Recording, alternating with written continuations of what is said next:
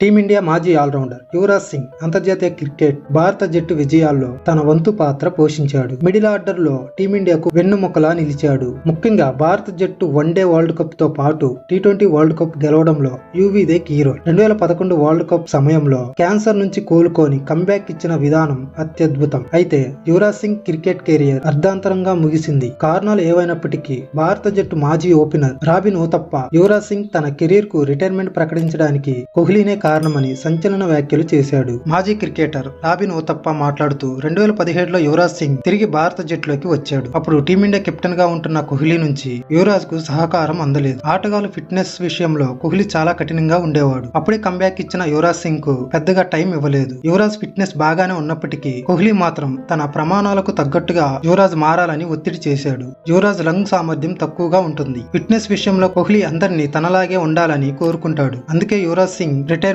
ప్రకటించాడు అని ఉతప్ప అన్నాడు. యువరాజ్ సింగ్ 2000 నుంచి 2017 వరకు మొత్తం 402 అంతర్జాతీయ మ్యాచ్లు ఆడి 11,178 పరుగులు చేశాడు. వీటిలో 17 సెంచరీలు, 71 హాఫ్ సెంచరీలు ఉన్నాయి. యువరాజ్ సభ్యుడిగా ఉన్నప్పుడు భారత్ 2002లో ఐసీసీ ఛాంపియన్ ట్రోఫీ, 2007లో టీ20 ప్రపంచ కప్, 2011లో వన్డే వరల్డ్ కప్ గెలుచుకుంది. యువరాజ్ సింగ్ చివరిసారిగా భారత్ తరపున 2017 జూన్ లో వెస్టిండీస్ పై మ్యాచ్ ఆడాడు. 2019లో అంతర్జాతీయ క్రికెట్ నుండి రిటైర్మెంట్ ప్రకటించాడు.